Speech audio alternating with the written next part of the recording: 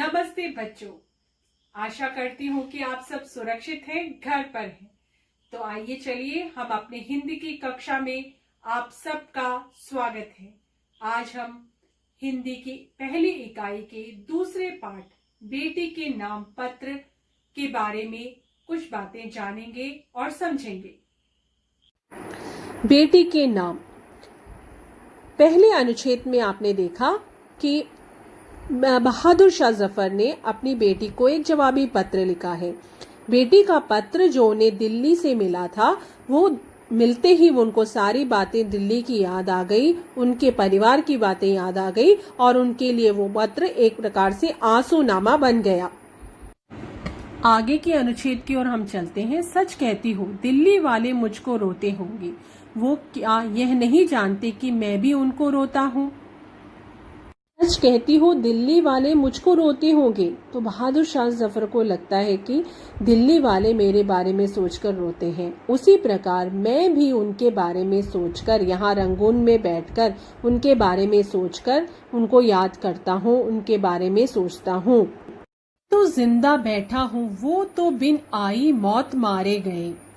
तो यहाँ बहादुर शाह जफर ने 1857 की लड़ाई में बहुत सारे लोगों ने अपनी जान दे दी। तो उनको लगता है कि वे तो जिंदा हैं, वो तो मारे नहीं गए, लेकिन उनकी इस लड़ाई में, उनकी भारत की आजादी की इस लड़ाई में बहुतों ने अपनी जान दे दी। इसका उन्हें दुख है, उनके बारे में सोचकर वह दुखी हैं। लेकिन उनको तो मौत आ गई, लेकिन वो तो जिंदा बैठे हैं। वो यहाँ जिंदा बैठकर उनके बारे में सोचते हैं।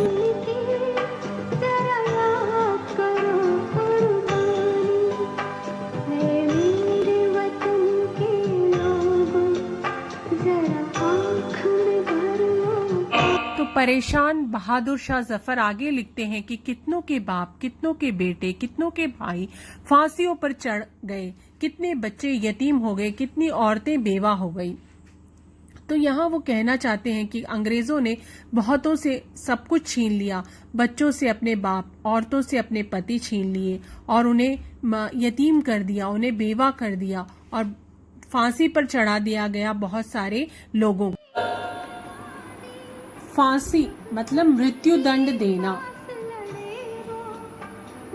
यतीम होना, अनाथ होना, बेवा विधवा होना।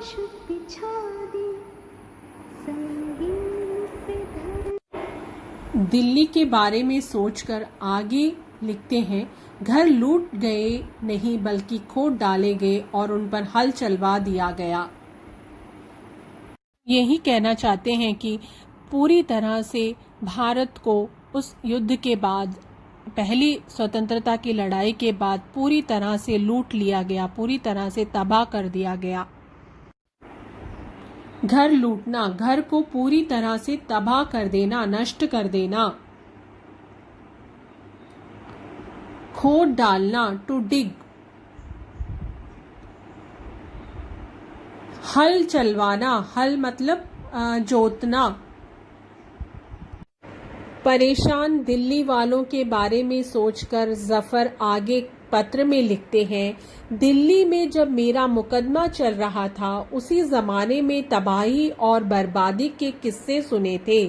मेरे यहाँ आ जाने के बाद पता नहीं क्या क्या परेशानियां शहर वालों पर पड़ी होंगी। दिल्ली वालों के बारे में सोचकर परेशान बादशाह ये लिखते हैं कि जब मैं दिल्ली में था तभी उन पर इतनी मुसीबतें आ गई, और जब मैं रंगून आ गया हूँ तब तो उन पर क्या क्या बीत रही होगी, इसके बारे में सोचकर ही मुझे दुख होता है। तो मुश्किल शब्दों की ओर चलते हैं बच्चों। बर्बादी, तबाही दोनों का अर्थ ही होता है नाश करना, और मुकदमा माने कोर्ट केस। बच्चों हंसे, अब हम हंसे या रोए कोई फायदा नहीं, हम सब काले पानी में हैं। अपने वतन दिल्ली से सैकड़ों कोस दूर, घर से जुदा, और ऐसे जुदा कि अब जीते जी किसी से मिलने की आस नहीं। बच्चों यहाँ पर बादशाह ने इस काले पानी का जिक्र किया है। काले पानी मतलब जहां से आना मुश्किल है, जहां ऐसी जगह भेज देना, स्वतंत्रता सेनानियों को ऐसी जगह भेज देना जहां से आना बहुत मुश्किल था, जहां से कोई वापस लौट कर नहीं आता था, इसलिए साधारण लोग इसे कहते थे काले पानी। उसी तरह बहादुर शाह जफर को भी काले पानी रंगून भेज दिया गया था, जहां से उनका आना उन्हें मुश्किल लग रहा था और उन्हें ऐसा लग रहा था कि अब वो जीवन में कभी भी वापस लौटेंगे नहीं। अब हंसे या रोए कोई फायदा नहीं, हम काले पानी में हैं। बादशाह ने ऐसा इसलिए कहा क्योंकि वो अंग्रेजों की कैद में हैं और अपने वतन से दूर हैं, इसलिए उन्होंने ऐसा कहा। बच्चों, जो आप ये चित्र देख रहे हैं ये सेलुलर जेल है जो कि अंडमान निकोबार द्वीप समूह में है और जिसको काला पानी के नाम से जाना जाता है, जिसका निर्माण अंग्रेजों ने किया था। यहाँ पर कैदियों को रखने के लिए जो लोग स्वतंत्रता संग्राम में भाग लेते थे उनको कैदी बनाकर यहाँ भेज दिया जाता था, जो कि अपने वतन से बहुत दूर था और वहां से वापस आना नामुमकिन था। काला पानी मतलब देश से निकालने का दंड, जुदा होना, अलग होना।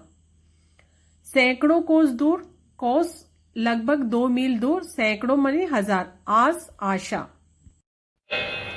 बच्चों, पत्र में आगे जाने से पूर्व आप ये वीडियो जरा देखिए।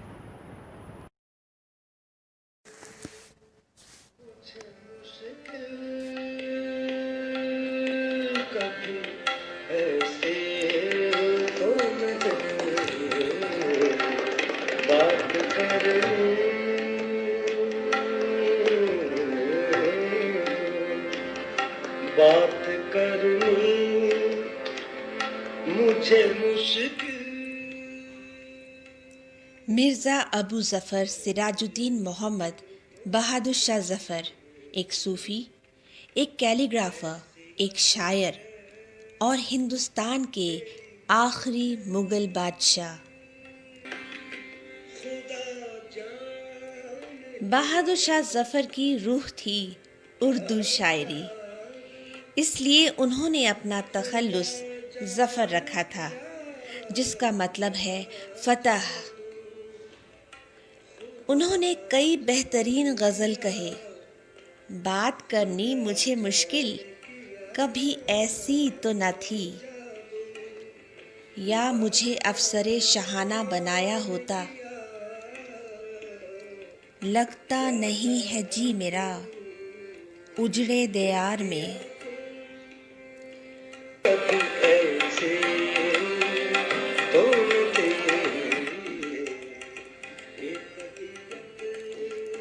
दीवाने ख़ास में अक्सर मुशायरे होते थे, जिसकी वजह से शायरों को काफ़ी मौके मिलते थे। उनके वक्त में मिर्ज़ा गालिब, ज़ौक़, मोमिन, नवाब मुस्तफ़ा खान शेफ्ता काफ़ी मकबूल हुए। 1857 के हार के बाद भी इनका हौसला बुलंद था, जो इनके इस शेर से साफ जाहिर होता है। गाजियों में बू रहेगी जब तलक ईमान की, गाजियों में बू रहेगी जब तलक ईमान की, तख्ते लंदन तक चलेगी तेग हिंदुस्तान की। As long as there remains a scent of faith in the heart of our Ghazis, so long shall the talwar of Hindustan flash before the throne of London.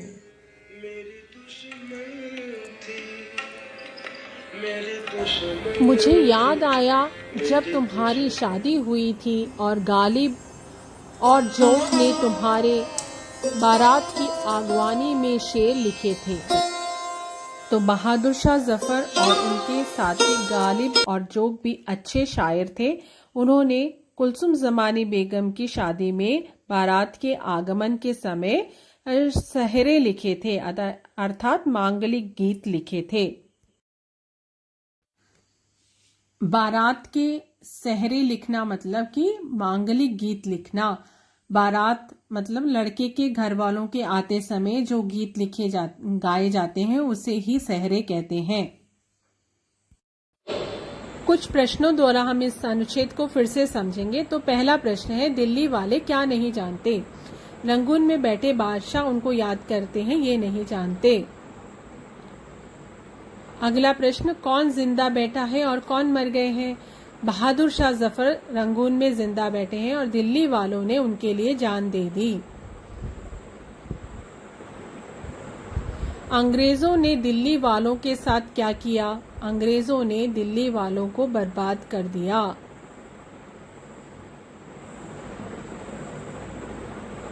Bahadur Shah Zafar को क्यों लगता है कि वो काले पानी में हैं? वह अंग्रेजों ने उन्हें कैद करके अपने वतन से सैकड़ों कोस दूर है और उन्हें लगता है कि वो कभी वापस भारत नहीं आएंगे, इसलिए उन्हें ऐसा लगता है। दिल्ली वालों को अंग्रेजों ने किस प्रकार बर्बाद किया?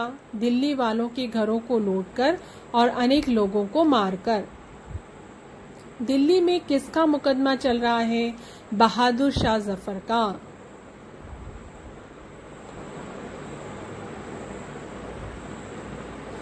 बहादुर शाह जफर को क्या आस नहीं है अपने वतन वापस लौटने की?